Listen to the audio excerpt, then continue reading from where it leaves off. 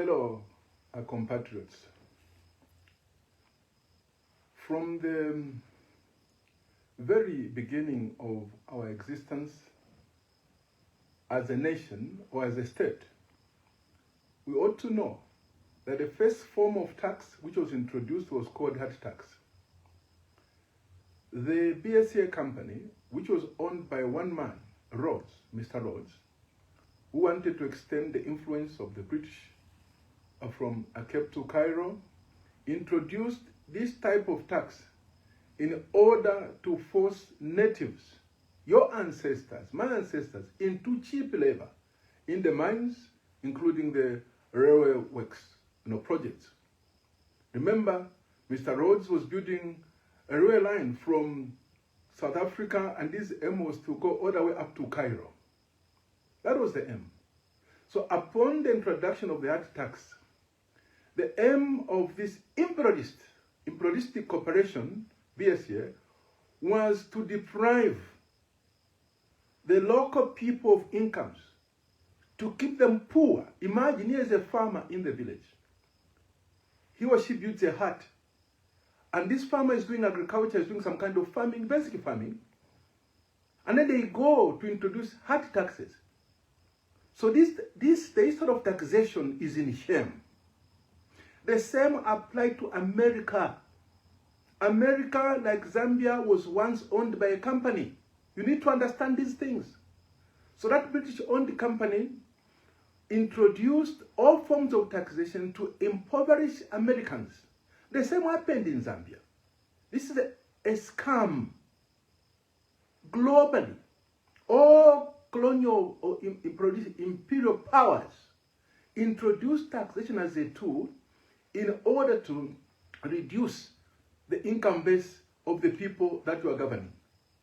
So imagine the BSA company goes to existing villages and introduces a tax that if you don't pay, will come and demolish your hut. Now these people are doing agriculture. Those who didn't want to go to work in the mines and the railway projects, they opted to start paying from their little means. But remember, the kind of economy which existed then was a barter system. If you have groundnuts, I have millet, we exchange. If you have goats, I have millet, we exchange. It was a barter system. Now they introduced a system of paying tax in form of money. Hut tax. If you didn't pay for your hut, it was demolished. So natives had no option but to join the BSA company that offered them slave wages and were getting just enough to pay for the huts in the villages. So people left families, especially men. They left their children and wives to go and work in the mines on the copper belt. And in fact, let me say this, and I don't want to sound like tribal. I'm trying to state the facts as they are. The most affected were those from the Bemba kingdom and the Mpezeni kingdom, the Gonis. They are the majority who started moving to the copper belt. That's why like the copper belt was Bembalized. They are the majority. Whereas those of the hard-working Tonga speakers in our country, our Tonga brothers and sisters, for them that means. Remember, trade, economic trade in Tongaland, in the Tonga kingdom, existed way before Zambia was created as a state. Ngombele, there is evidence of the trade between the Tonga kingdoms and the Portuguese. So they had money, even during the struggle for independence. Without the contribution, the financial input of the Tonga-speaking nation, the Tonga nation, this country would have gained independence sooner than 1964. So that the means. So there were few people from the Tonga kingdoms who went to go and work in those mines. So that's why on the copper belt today, you find that there are more Bemba speakers because they are the majority who went to work to go and work in the mines. So you need to understand this. Very important. So the only objective was to go and earn enough for them to pay for those huts. So from there, where the colonial government finally taking over from this company, the same system was inherited. They even introduced even more taxes. When the mining sector grew, miners were getting little to just pay again for the same taxes in the villages. This was sustained for several decades, for more than 4 decades actually, until the first Luanshya uprising took place in 1933, when miners without a union got together and rose against the colonial government for those introduced kind of taxes, including slave wages, and they demanded for equal pay, equal work. After independence, the same system of taxation was inherited. But between 1974 and 1973, we need to appreciate something about the UPP government. The UPP government was expansionist in nature. They embarked on economic reforms that were expansionary. So what they did was that they created a lot of state-owned enterprises with a view to creating jobs as well as revenues. Remember, the Kariba Dam was built under the colonial government. So the UPP government immediately embarked on expansion, Kafue Gorge, among other projects. And all this they knew, they were revenue-generating measures. So they are getting money from supply of electricity to the citizens, and taxes were not as high as they are today. They invested heavily in agriculture, so citizens had food, citizens had money. Zambians were well off between 1964 and 1973. That's why Liu Kwan, the first Prime Minister of Singapore, sent a team of economists to come and learn from Zambia. Liu Kwan copied the Zambian economic model, which applied in Singapore. And Singapore moved from third to first at the time that Zambia started going backwards. Because from 1973, the UPP government started looking at power preservation, outlawing political parties, changing the constitutions. So any regime that rushes to change the constitution in order to hold on to power, it's a regime that has lost popularity. It's a regime that wants to maintain its mandate on the people by force. Kaunda did it, but never sustained him though. The departure of UNIP was disgraceful. So we can learn from history and decide to be more forward-looking and to decide to be more industrious as a nation. So, let me first of all say this. In another live stream, we are going to take time to demonstrate so that you can understand how, when I'm talking about taxes, and how these taxes are used as imperialistic tools to impoverish the people. So, here is the system in Zambia now. A worker, before I talk about ordinary citizens, a worker gets a salary. From that salary, pay as you earn is deducted. So if your salary is 100 kwacha, 40 kwacha is removed or 35 kwacha is removed from your salary. You have 65 kwacha. Then from that amount of money, you go, because you own a house somewhere, you're renting a house. The owner of the house is paying withholding tax. So you pay again withholding tax. From your same amount of money, let's say 15 kwacha, you money 50 kwacha. You are still paying taxes. Then you go on to buy goods, essentials you need for that month. You go into anywhere to go. Again, there's VAT there. There is sales tax also. And from you, the same worker, from that little income which you get. Then from there, you get on a minibus if you have no vehicle. Remember, government has put all kinds of taxes in the fuel per liter.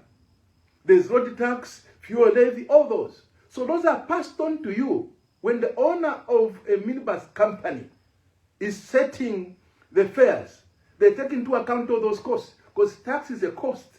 So you, the worker, again from your money, you are paying again. All that money is going where? To the government. You need to understand this very clearly. Then from there, you also need to get other services. Mind you, if you have insurance, again it's going to NIMA, that's government again. You, the same worker, you want to go and buy a uniform for your children. That trader, that shop you are going to buy shoes, there's tax in everything that you buy.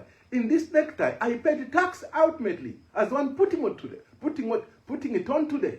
In this jacket, I paid tax. In this shirt, I paid tax. You buy electricity, there's a tax in electricity. You can say this is a scam. Airtime, there's tax. Then they see that because Zambians are impoverished and they can't maintain bank accounts, especially the current wicked regime of apostles of darkness that we have. These are apostles of darkness. They move with darkness. That's why the country is in darkness. What do? They introduce tax again in mobile money transactions.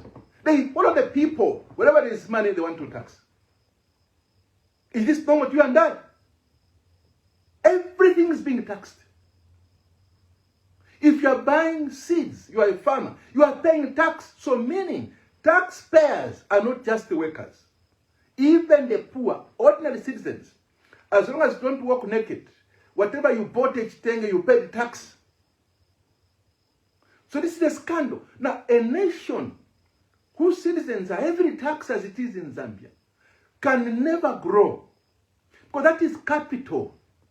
Your capital base is being reduced. It's being decimated. So you barely survive. You barely survive. You put money in the bank, remember there are fees and there are taxes also there. Wherever you go, you are being taxed. And the governments have inherited this kind of colonial mentality, colonial systems, and they can't come out of it. And that's why today we have stooges in the presidents, imperialist stooges, who, before they appoint a finance minister, they want the IMF, World Bank to approve. No, you're appointing this one, so that they can look to be good internationally. The first time that as a nation you must start mourning is when you have a president who says, I'm being praised outside. I'm being praised. Yes, a father. I'm being praised by my neighbors. I'm being praised by other households. But you're not being praised by the people in your own household. So the kind of leaders that we tend to have who do not understand this nationalistic agenda, who don't understand our nationalism, and where this nation is coming from, who have a history of selling things, who have a history of being economic hitmen and women. They have no heart for nations. They are so hard-hearted. You can't run a nation like a company the way Mr. Rhodes ran this country at one time under the BSA company. Zambia was once owned by a company. We need to remember this, educate the children, educate our parents, grandfathers. To understand this, we need to remind ourselves where we have come from. And if we forget, we will be doing this service to ourselves, fellow citizens. So, now, apart from this general scandal of overtaxation, which perpetually impoverishes the people have no income and they can't invest, because if you do not have disposable income, what happens is that you cannot invest. You barely survive. There are people who have got illustrious careers, doctors, defense. All they can talk about is maybe a little house that they built, a little farm somewhere. Because of this scandal, because of this system of taking away from the citizens, where a government is surviving on the labor of the people, government must be the master of the people. Every government. So those countries that are sensible, that are forward-looking, they have scrapped off all kinds of income taxes, personal income taxes. They have given the citizens the freedom. Financial sovereignty is very important. Let me tell you briefly how economies operate. Here, what they say is, no, they must raise interest rates, they must raise the reserve ratio, because if they don't raise, there will be inflation. Because people have money, they'll be buying more, there will be inflation. Now, that kind of thinking is myopic, especially textbook economists. No, if we remove tax, there will be inflation. What kind of thinking is that? If there's inflation, who tells you that the only way to address inflation is by raising interest rates? Meaning, to raise interest rates, you raise the reserve ratio or the policy rate as well. But, fellow citizens, inflation can also be addressed by addressing what we call supply bottlenecks. Meaning, if people have more money and they are buying more goods, you increase competition. How do you do it? Ensure that you give incentives to local factories, local industry to produce more. When they produce more, they create more jobs. When they create more jobs, at the same time, they are supplying more goods in an economy. That's how economies develop. And then from production, you also see another form of economy emerging, what we call service economy, a service-based economy. You can't compare taxation in Norway, taxation in America, taxation in UK with taxation in Zambia. You can't do that. How do you compare 40% for someone who is earning $200,000 per annum in America? 40% of tax or 35% of somebody earning $100,000 in Norway, with somebody earning a 10,000 kwacha, 7,000 kwacha. The threshold is even low, the tax threshold, exemption threshold. How do you compare? Somebody is earning as little as 60,000 kwacha, 100,000 kwacha. 100,000 kwacha for those who are in that income, that salary group. 100,000 kwacha is simply around, I think it's about $4,000 thereabout. $4,000. You want to go and tax it. And you say, no, we are applying the same rate as in Norway, because all governments in Norway are applying the same. In USA, they're doing the same. UK is doing the same. First of all, that worker has labored for that money. That CEO has labored for that money. That money doesn't belong to the government. You are stealing from the people. This is theft started with the colonial masters. In fact, they started with a company called BSA before colonial masters eventually took over Zambia. We need to stop stealing from the people. You can't have imperialistic systems that suppress the people, that take away the incomes from the people, and you celebrate that you are leaders. So, under the UPP government, pay as you earn will be scrapped off, and all forms of income taxes will go. Personal income taxes will go.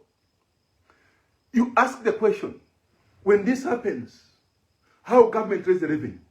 This is the question that some people with some kind of less mentality, that's that question.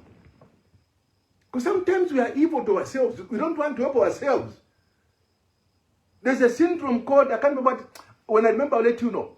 Stockholm syndrome, not Stockholm syndrome. I'll remember it. Where, when somebody is held captive by the captors, and then after these people held captive were freed, the captor is arrested, those former hostages, that they tend to develop some kind of allegiance to their former captors. When the people, no, they are good to us, because when they held us hostage at first, they were not giving us the water, they were giving us the water, they have some kind of allegiance. That's what we have done. Here is a worker who is being taxed. We say this way, no, how government survive? No, they need to tax us. You get conditioned to Buchushi. Africa has built resilience. Kubuchushi. Suffering becomes normal.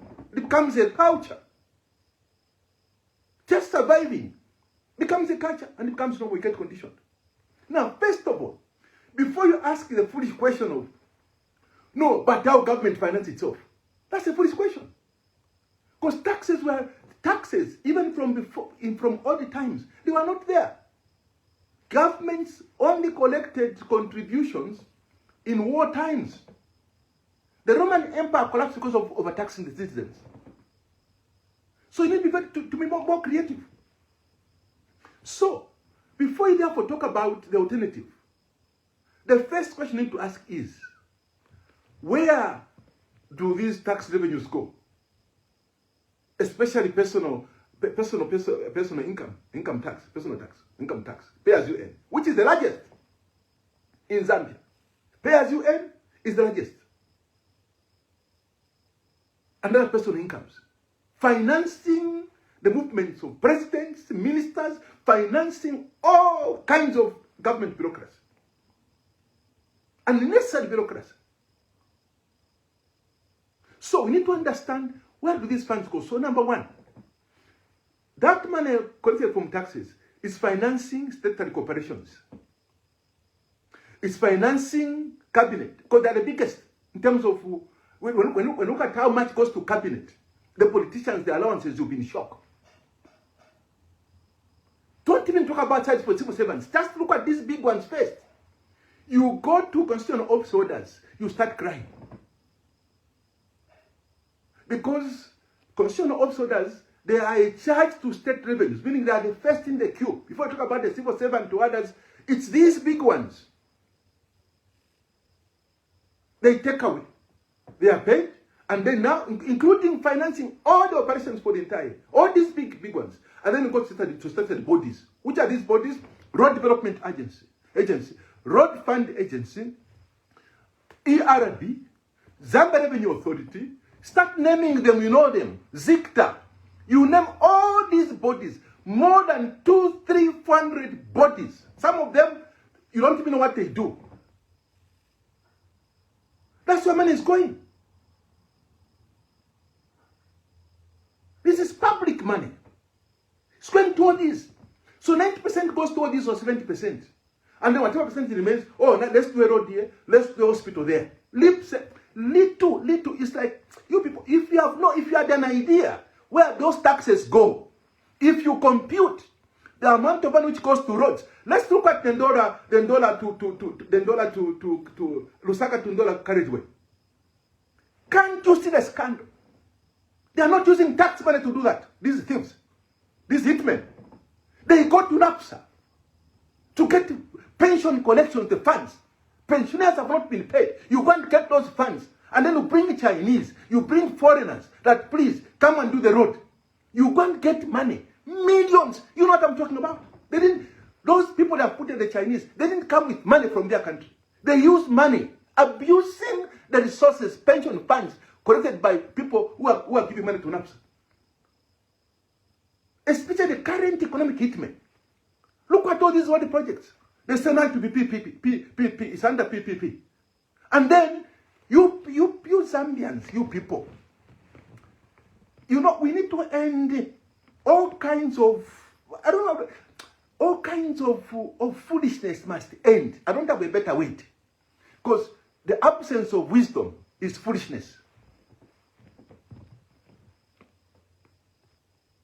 Everything you are seeing, so little percentages go to these real projects that impact on the people, the schools and education.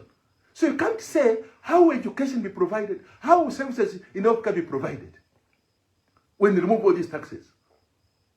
Understand that a larger percentage goes to sustaining corruption, sustaining all these useless bodies. So before now we talk about the revenues, the first measure under the UPP government is to scrap off all useless stated bodies. Zambia Revenue Authority will go. ZRA, it will go. It will be scrapped off. RDA will be scrapped off. Road Fund Agents will be scrapped off. ZICTA, all these are going to be scrapped off. And I'm not joking. And I'll explain. I know you are shocked. You are saying, ZRA. Remember, ZRA was new. It was not there before. There was no ZRA. How was the NIP government collecting the money without ZRA? We need to find some of these things annoying. How are countries that don't have revenue authorities collecting the money? And I'll explain the role of the revenue authority. Time permitting. I'm watching the time. So all these useless statutory bodies will be scrapped off.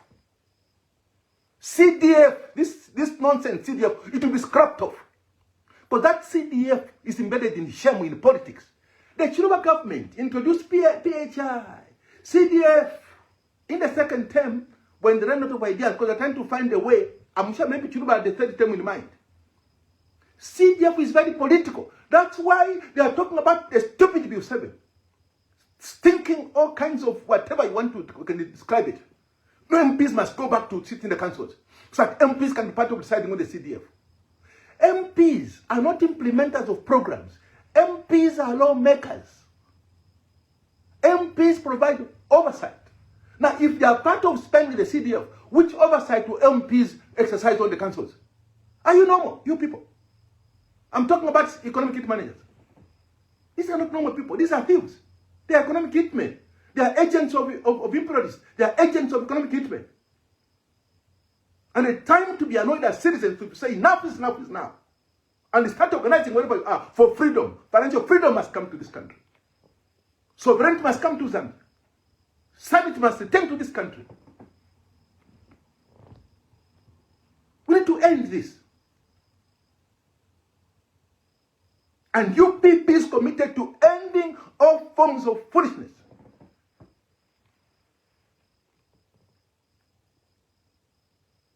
So all these bodies now emerge, especially under the Mumudi government. Useless bodies, presidential housing initiative, councils were disabled. Why are you creating a road development agency? For what? What is that idea doing? You go and get engineers, you go and group them materialities, you transform engineers into procurement officers. You go and create ERB. What do they do? No, now this same useless ERB under the current regime. All they do is you are meeting to decide on revenues. And those people who work in these useless social corporations, they are paid like 30 times or 50 times more than a civil servant who's laboring every day. For just setting prices, issuing licenses, you go and create a huge body on the top. So the government structure is too heavy at the top. So you people dismantle these structures under a policy of no one should go on the street. Meaning, when we dissolve that RDA, there is no single engineer who go on the street. There is no single worker there who go on the street. Those people will be taken to counties. All councils will be transformed into counties.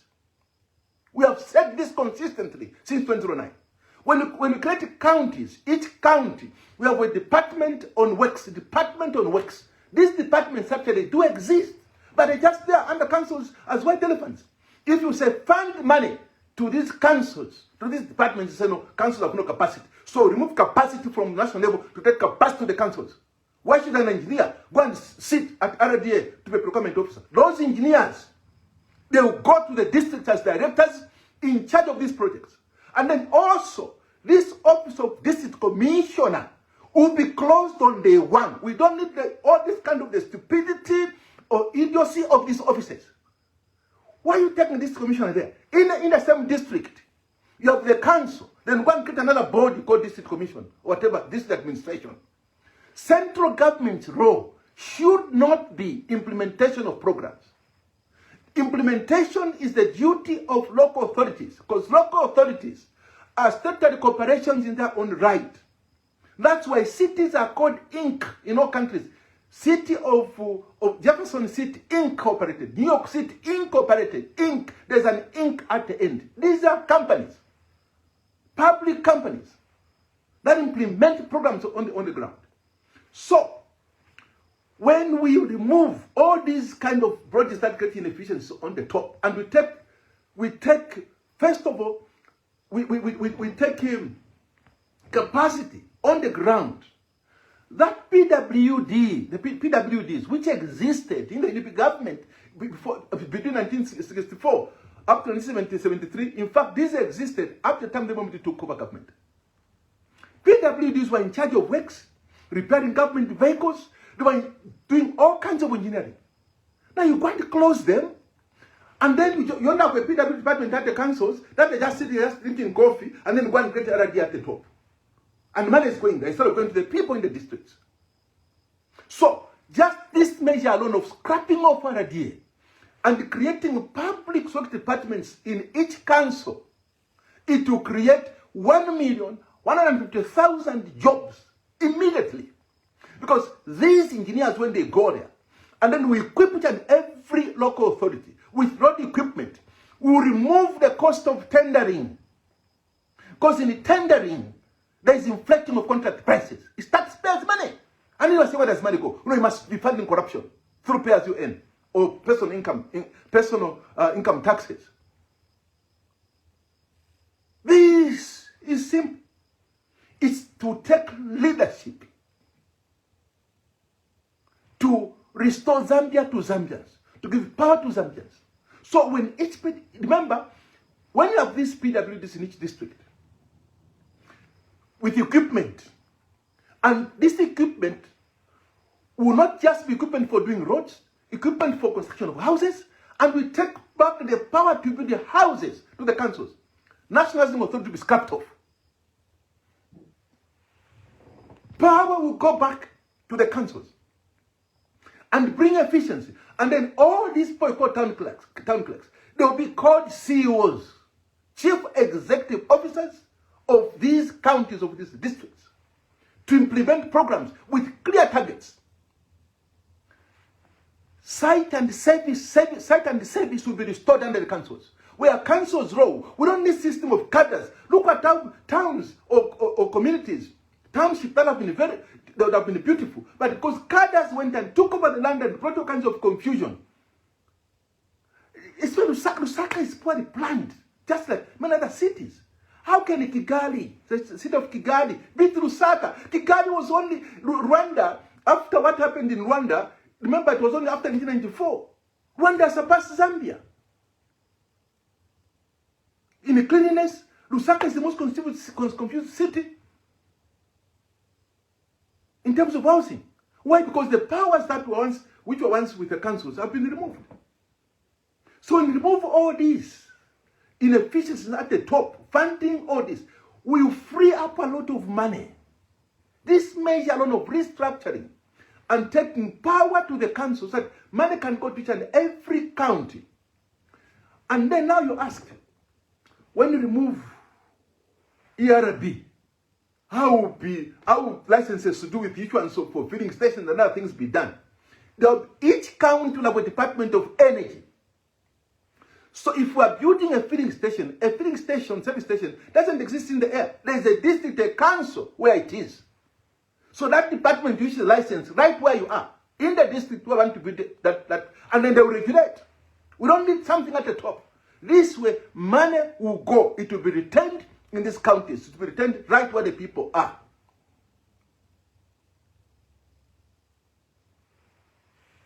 ZICTA. What is ZICTA doing? You going to fund interference with communications? You even come with the cyber law. Now you are using all these, because these governments of myopic leaders, economic hitmen, they want to use every agency to remove freedom from the people, to impose themselves on the people, even when they know that intelligence shows they are going. So they resort to all kinds of things, or Bill 7, not listening to this. The very laws they said they will scrap off. Then you maintain them now, you want to use them to hold on to the power, to impose yourselves on the people. Enough is enough. All these things will end. This issue of licensing at national level will come to an end. Issuing of licenses, this department, or the mine department, will be streamlined. Let each council, each district, the Department of Mines, Kito Department of Mines, Chingola Department of Mines, Choma Department of Mines, let them be the ones, because they're the ones with the people, issue licenses. All these powers, you take them back to the people right where they are in the districts.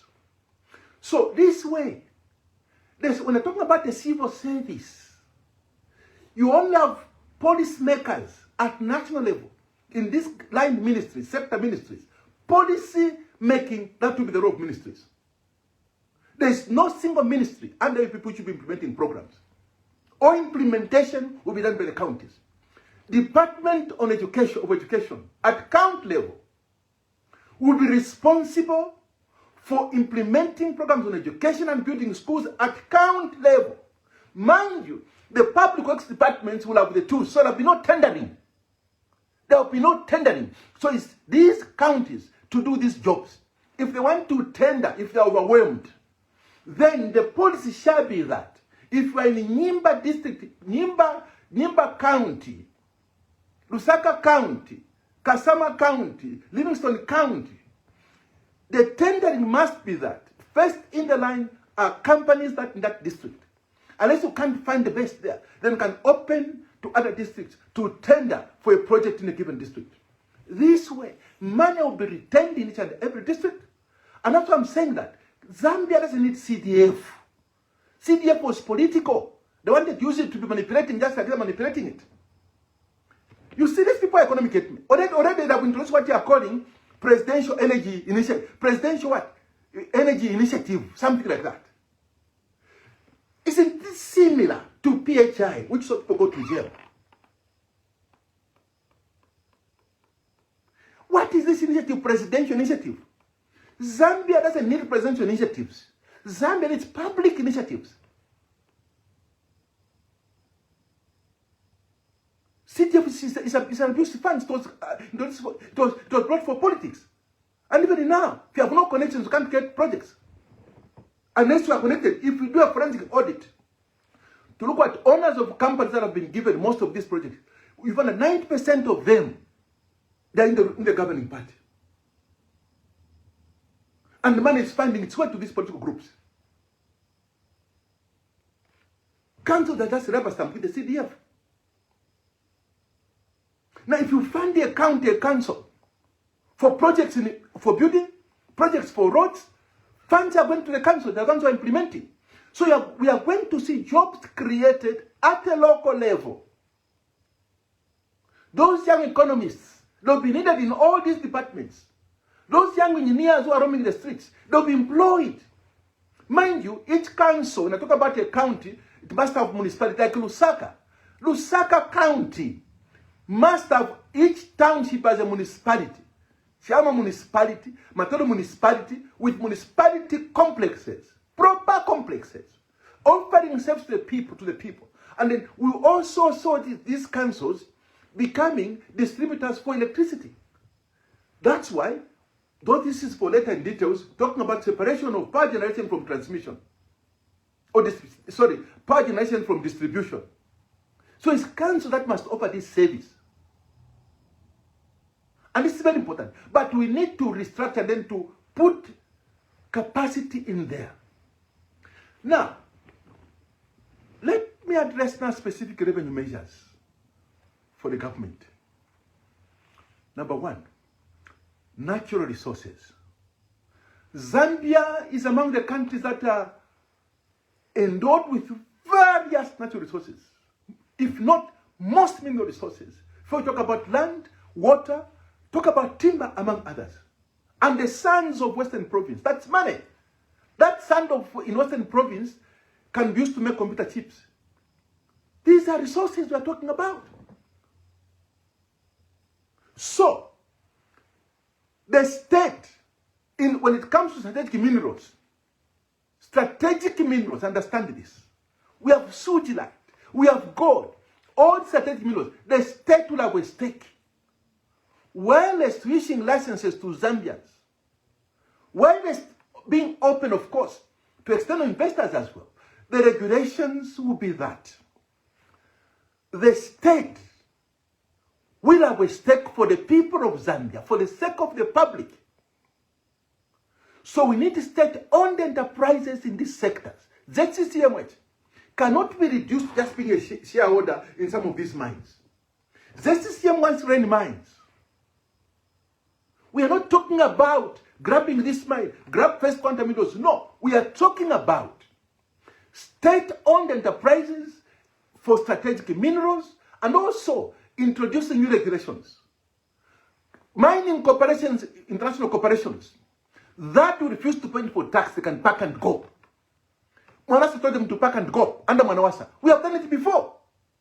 In 1 year, the revenues that were collected under Magande as finance minister, when the government of Manawasa introduced royalties, windfall tax, shall I say, billions were collected, equivalent more than the national budget, from one stream of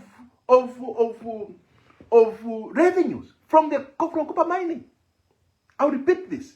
The Manawasa government new administration only introduced windfall tax, the first windfall tax ever. In the Mumdi government, the people which was not there, even now it's not there. Which was kicking in depending on the prices of copper. Billions were collected. Magande was finance minister. After the Manawasa government, Manawasa passed on, may so rest in peace. Mr. Piabanda took over. By then I was in parliament in 2009. I raised the question. Before Manawasa died, under the Magande administration as finance minister, they announced the billions of dollars that were in a special account. Manawasa said, the billions of dollars which are raised from the windfall tax will not be pushed into the economy in order to prevent what is called there's an economy, there's a terminology in the economics, a syndrome, that if you push again too much money, it can get a problem. So he said we need to plan for it properly. So put money in a special account, then we'll ask Zambians how they want government to use that revenue. So the moment Magande was removed finance minister by Mr. Bia Puzanbanda, then Mr. Musoko Tuane, the current minister of finance, he was in parliament. I asked him a question. Go and check the answer. Where are those billions which were in that account? Musokotwane stood up in the floor of the house. The current Minister of Finance is one of the worst finance ministers ever. That man ran down the repair plan government. That's when we want to recycle and we expect change in the economy. We play a lot in this country. Musokotwane ran down the economy under repair banda. When I'm saying ran down the economy, the challenges that arose, the Chinese problem was increased, whereas things that were done by Zambians, the Chinese were coming from angles. And this became an issue for those of us who were in the PF then.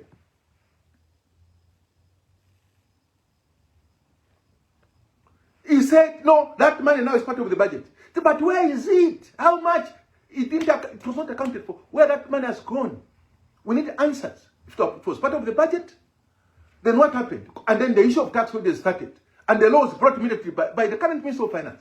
It was brought to Parliament under the RP government to remove windfall tax. Mines threatened them. We are going to go. Manasa said, you can go. They were mines. We will not die. They didn't go because they know. They are paying the same in other countries. The tax.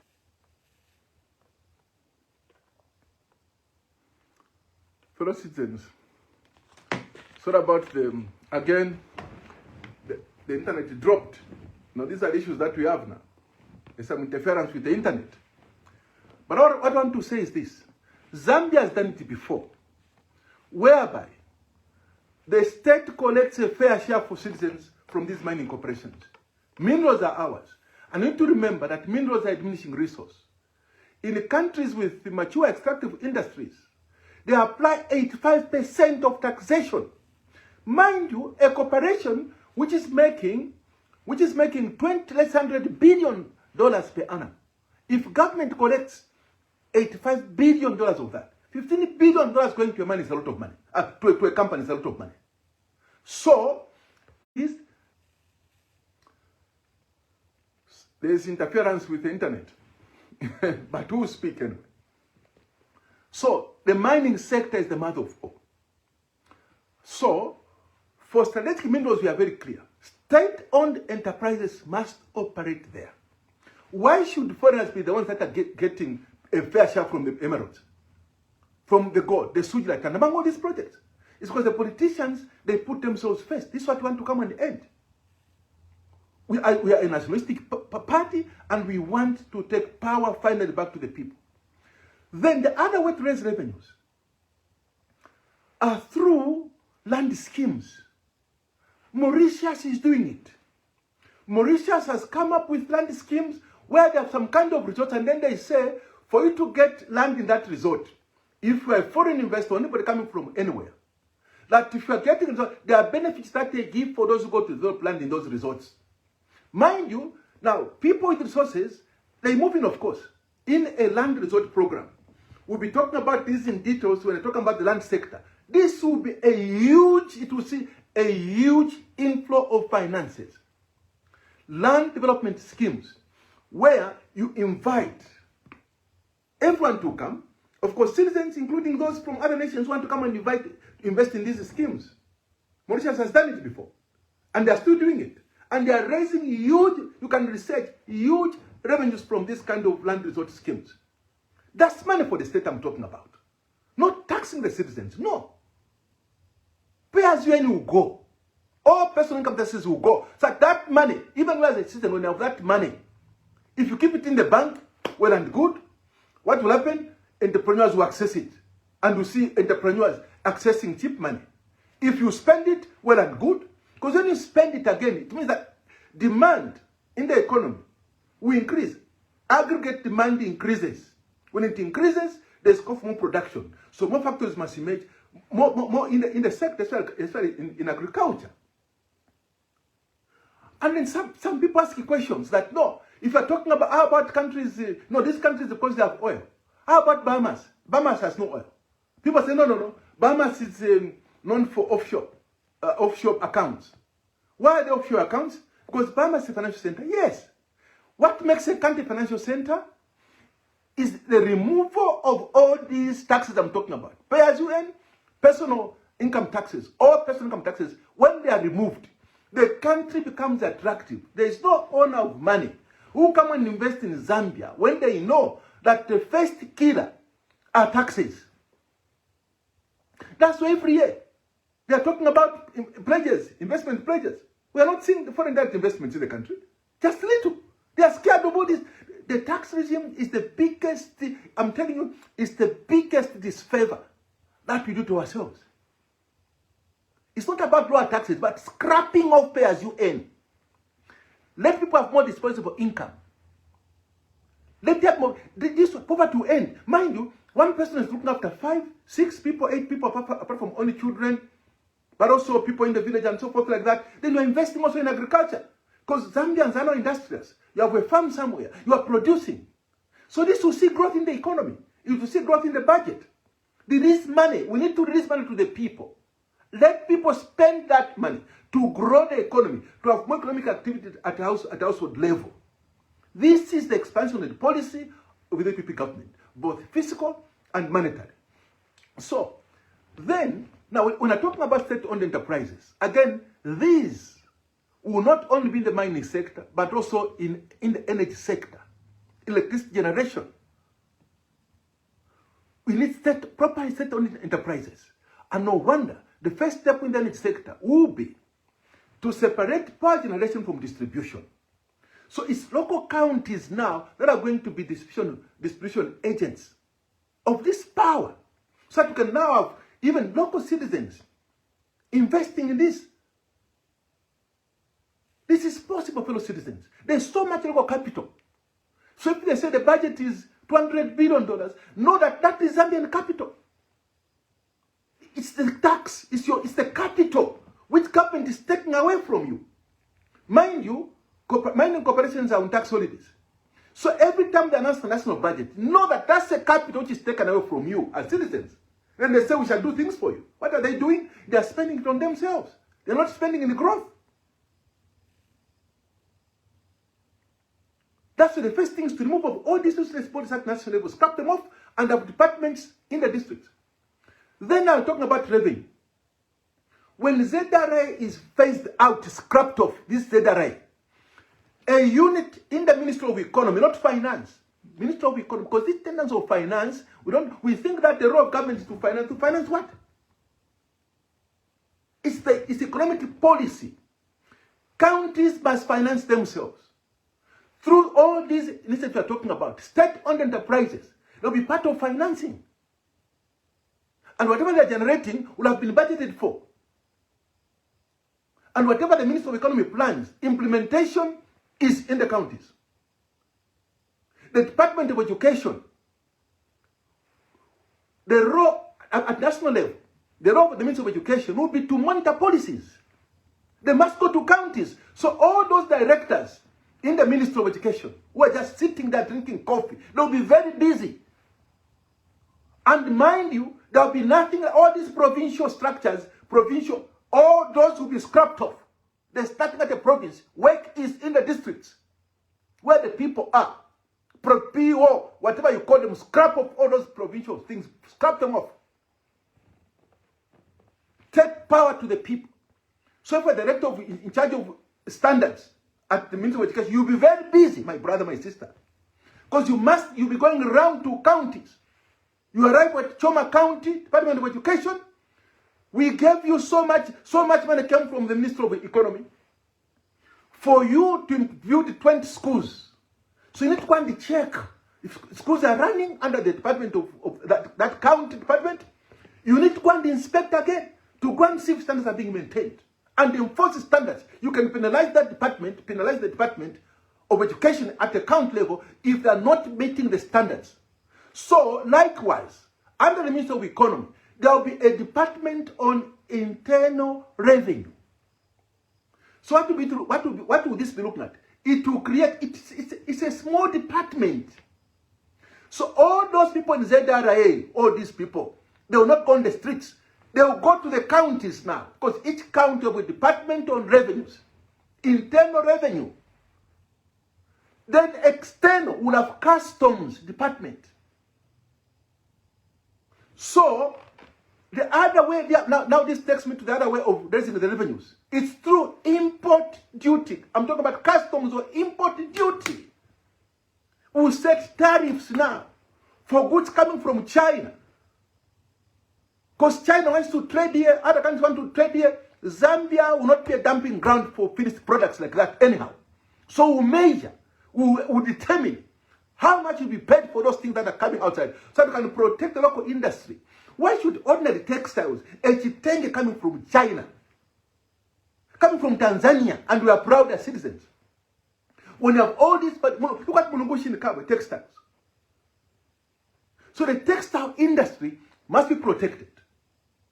So all these I'm talking about are revenues. Remember, we would have removed this big government at the top, the fat government at the top. Everything would have gone to the structures. And on the payrolls, if you're talking about teachers, health workers, their payroll, in terms of monitoring, our counties, even better pay for that matter. Mind, no taxes, mind you that. Remember that. So even in terms of supervision, it's easier at count level, because all schools will be under the management of the Department of Education at count level. Hospitals, department at count level. Where should you have in a district? You have the Department of Public Health Department in the council, then you have this Director of Wealth, DHO, District Office, whatever health office. What is DHO doing? That's central government. So all these central government structures on the ground will be removed from there. If you are DHO Nyimba, you'll be District Director of Wealth, you'll be the County Director of Wealth. So nobody's being, as I said, nobody's being sent on the streets. So DHO simply moves, it's under the county. The same director continues, but in charge of a bigger directorate. Now we bring hospitals there under you as a director to maintain the standards. And even this national drug, whatever you call it, the national drug stores, all this is going to be taken to the counties. Each county to have stores. I'm talking about medical stores. At count level, nothing at national level. And therefore the department, therefore, for drugs, in terms of drugs, or the medical department now, looking at these drugs at national level, they'll be enforcing. You can't have implement the same ministries, they make policies, the same ministries implement programs at national level. That's not normal. You can't combine the two.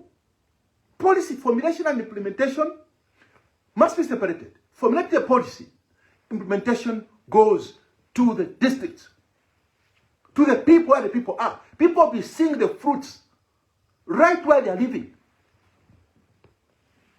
Royalties also, all that also to be introduced. All that is money we're talking about.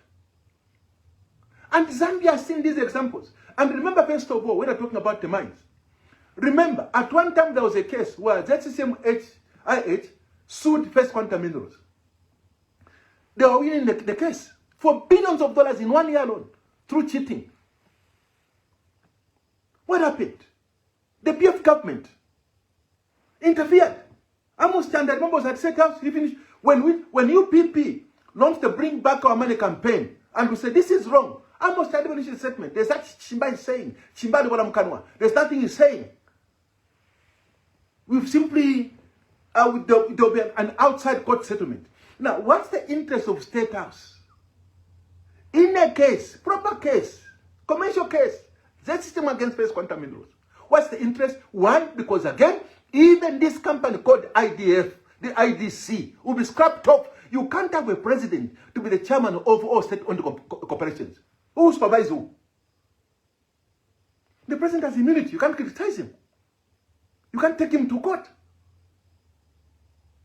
She or he cannot be taken to court. So why have we done this to ourselves as a country? New bodies are created at national level, taking away the power from the people. Under UPP, our policy is power back to the people, where power once belonged. When power was with the councils, councils built houses, proper houses for that matter. Councils built roads through the PWDs, clean streets. Ndola, not Ndola, Chingola was at one time the cleanest city in Africa. Chingola town. These are records that are speaking for themselves, citizens, fellow compatriots. We have to go back to those winning ways. And UPP is committed to doing this with you wherever you are. We are offering a platform for people's campaign. Let this be a people's movement. Wherever you are, start organizing to run for parliament, run for council, reach out to us, we work together. It's about time that we took back our country and restored the country back to the people of Zambia. That's what this UPP is all about. United people for progress. Unity to bring about progress for once. We cannot be using cut and paste kind of models and we think that Zambia can develop. It's impossible. And then the other ways of fees, you're asking fees. Revenues. There are fees and licenses. Remember that? Fees and licenses. So on fees, for instance, the tourism sector, we have many tour operators. So if we want to invest, ours is to expand every sector. More tour operation fees. There are license fees that are being issued. Remember that? Water rights. Because even this WAMA will be scrapped off. When it's scrapped off WAMA, the Department of Water Resources at county level will be in charge of regulation. It will be in charge of issuance of licenses, water rights. So that is money at county level. Huge funds at county level. Our county concept will change this country. We've been talking about it since 2009. And we're only praying that for once, can Zambians listen to sense? Don't vote emotionally, move emotionally. We can't afford to be recycling the same kind of teams. No. For once, can we pay attention to details? And choose wisdom to get out of the current mess that we are in. It will take wisdom. The other way of revenues is proper transfer. Huge funds are paid in proper transfer. And the Minister of Lands. Now, mind you, because these revenues are being collected under lands there at national level, again, the way, of course, yes, to go to the Minister of Finance and so forth like that, all these things are going to change. The Department of Lands, at county level again, they'll collect proper transfer. And also property rates that will be applicable. Service fees. It's a lot of money. We can model this, fellow citizens. If you want us, we can. We have, by the way, in 2016, when I ran for president, we modeled this. We showed the figures and how the Zambian budget will increase by 100%. The budget must grow. We can't have a budget which is equal to Harvard University. The Zambian budget is equal to Harvard University. Harvard University has only 22,000 students. Zambia has more than 20 million people. And they have the same budget. When Harvard has no minerals, Harvard has no timber, Harvard has no water, how can our budget be the same? Where is the fear of God? Of God, that we are doing, the fear of the Almighty, the owner of the universe. Then, the formation of the pension funds again, the pension sector. You see, Zambians should not go through what they go through. When you retire, why should it take years to get the money which you saved? When it's easier, if it's easier for government to take NAPSA funds, and then they go and put in a project where they bring the Chinese and please do the roads, and then after doing the roads, you'll be collecting toll fees. Why can't it be easy to pay the people? Pensions again, pension funds. They are a source of huge revenues in terms of investments. The UPP government proposes to come up with measures to ensure that those funds are also invested even in international markets. Singapore is that model, where they take funds from these pension funds, they look at markets globally. They have an public investment corporation, they look at markets globally, where they can invest. Of course, they take calculated risks, they earn revenues for the country.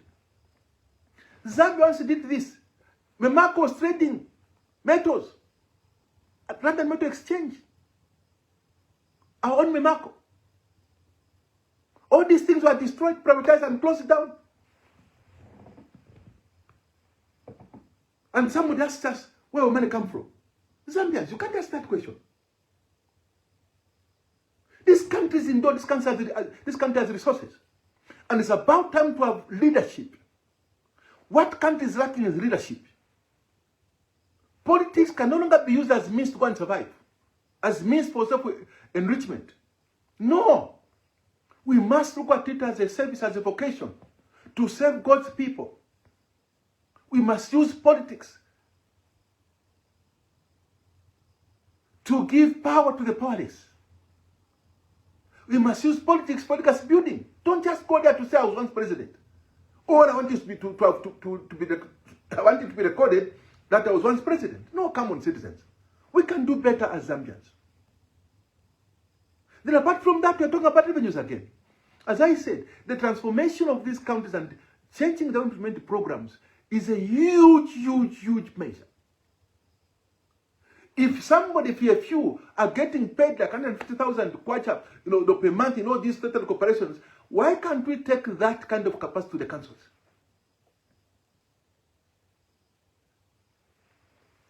Decentralization has been abused. You are saying we're decentralizing, we are giving CDF. Again, you create another initiative. This one they announced a few days ago. Presidential Energy Initiative, whatever fund, under CDF. So meaning that the president wants to control the fund. This is abuse. And for once, we need to end this. Governments have been abused before. But you have to say, no, enough is enough.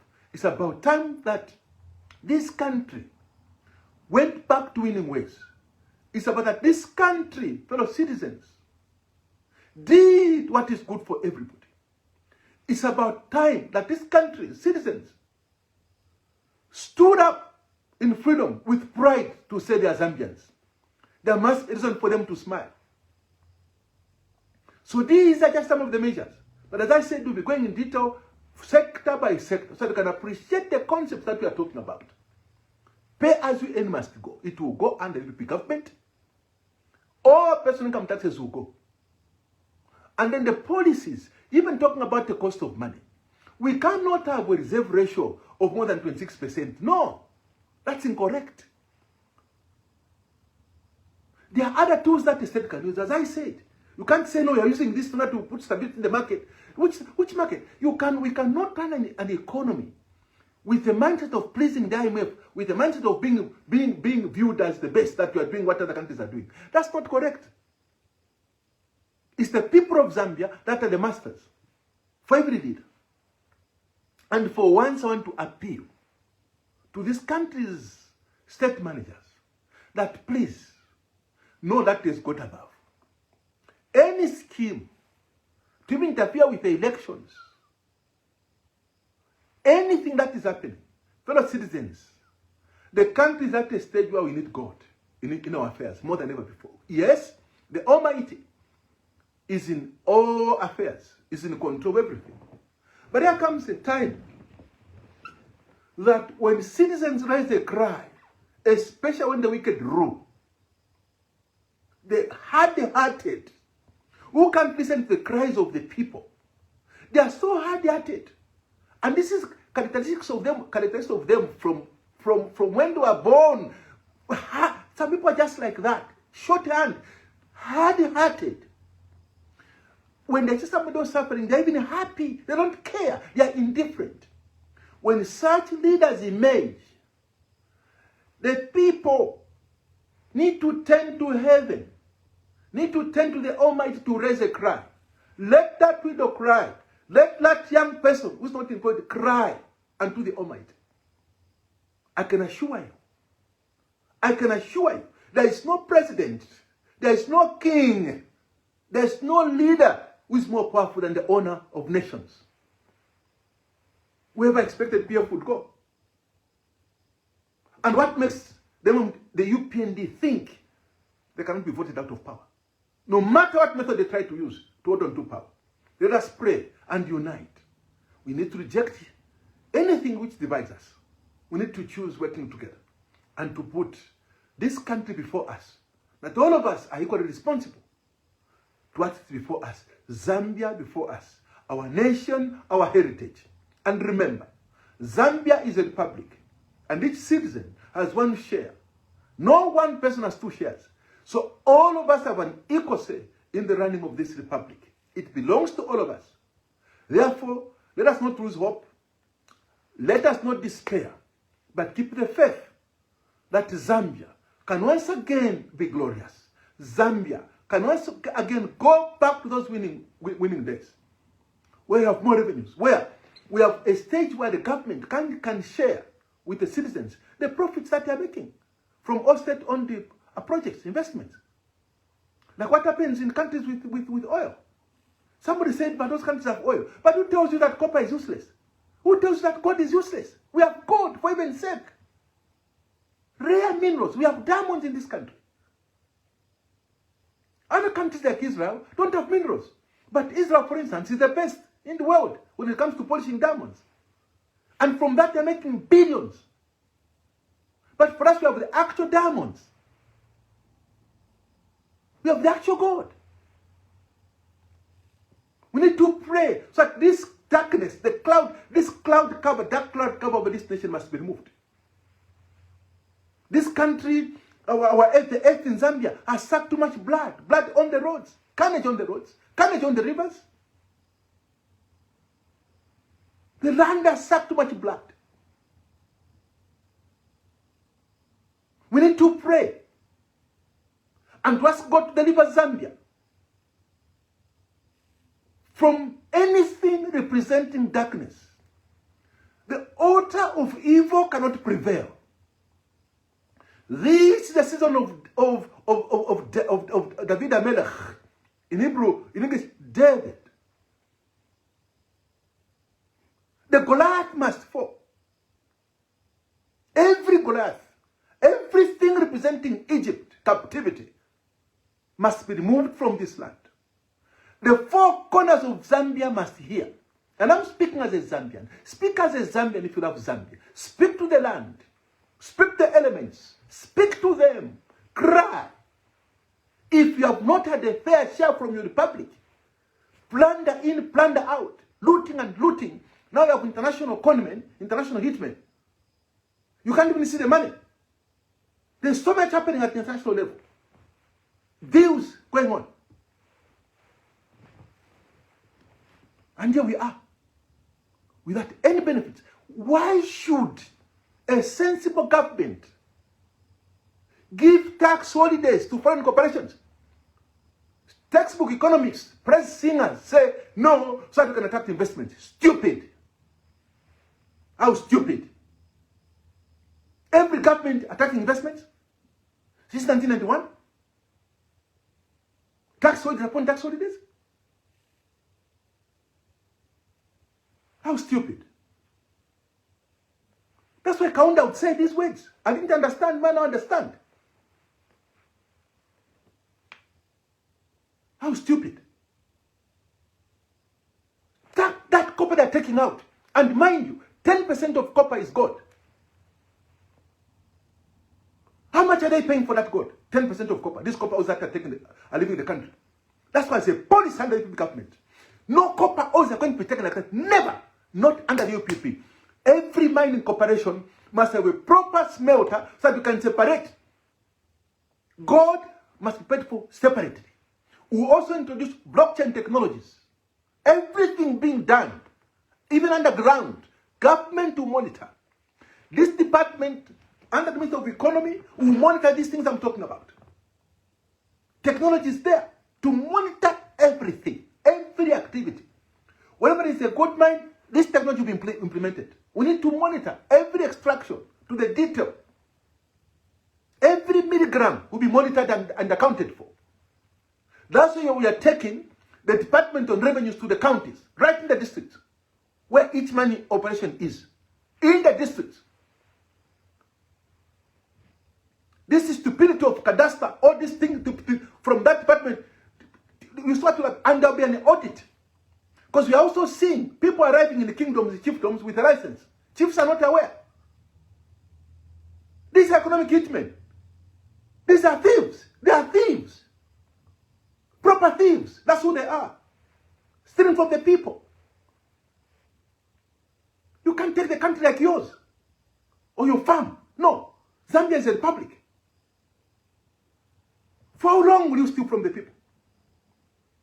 These are thieves. You stop before you continue stealing even now.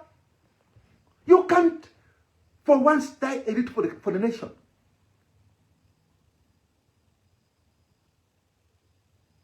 I know you are lecturing to us, the citizens. We have been setting down, no. Now we need to abuse 7. Now we need to... No. Fellow citizens, no. Enough is enough.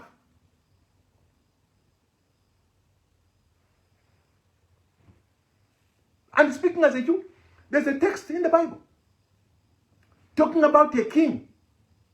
There's a reason why the Bible says the king should be a person of so many things, because those will be your masters. We need to focus on the people. A king must have a Sefer Torah. He must have a Torah. These 5 books of Moses, the Bible, for lack of a better word. Such word. This king can be reminded that there's God above him or her. King or queen. That is God above. And everything has a law. For the fear of heaven. Let us do what is just and right for the nation. Thank you.